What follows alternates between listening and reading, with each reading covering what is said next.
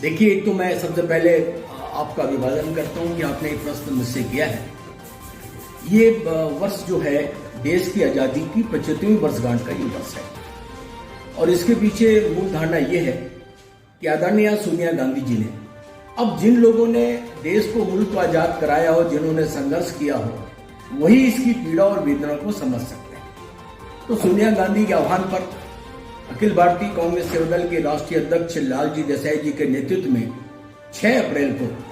महात्मा गांधी के आश्रम साबरमती गुजरात से यह यात्रा निकली है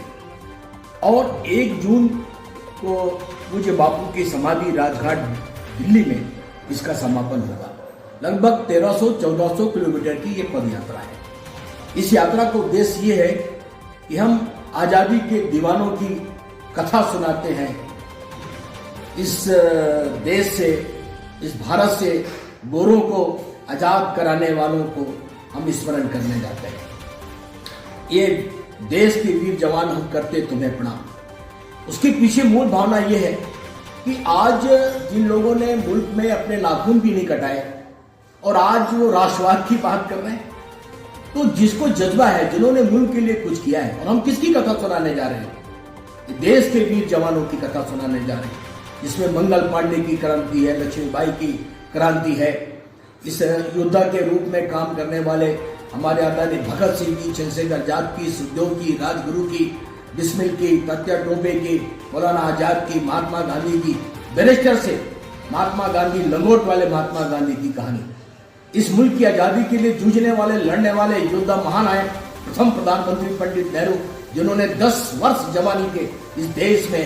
जेलों में जिन्होंने गुजारे हैं, उनकी गाथा सुनाने निकले हैं। इस मुल्क को एक करने वाले सरदार वल्लभ भाई पटेल की गाथा हम सब सुनाने के लिए निकले हैं। मौलाना आजाद की कहानी सुनाने के लिए हम लोग इस गौरव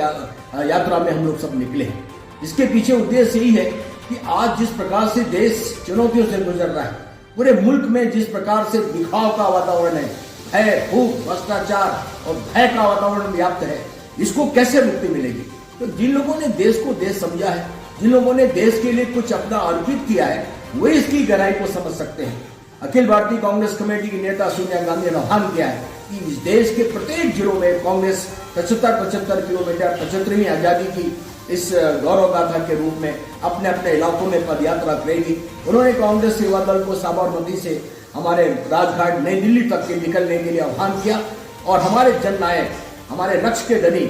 योद्धा आदरणीय लालजी देसाई जी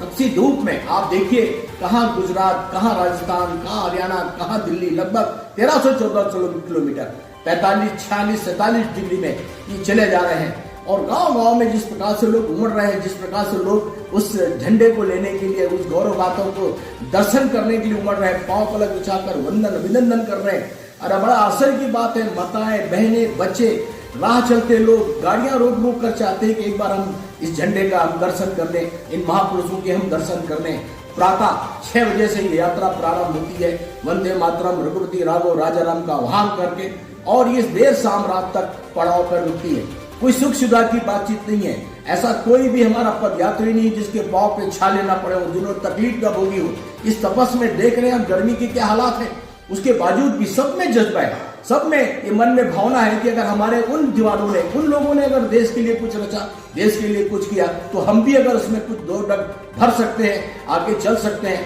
तो ये हमारे लिए सबसे महानता की बातचीत होगी। इस यात्रा का मूल उद्देश्य यही है कि नफरत छोड़ो, भारत जोड़ो, क्योंकि आज भेदभाव के जितने भी जो हैं ये सब गंदगियां हैं, इससे मुक्त दिलाना है, इससे भारत को आजादी दिलानी है, लोकतंत्र बचाना है और भारत को भारत रहने देना है। इन्हीं कुर्बानियों को, इन्हीं शहादत को अपने गौरव गाथा में ये कहानी कहते हुए ये सेनानी निकल पड़े हैं। ये इस यात्रा का उद्देश्य है।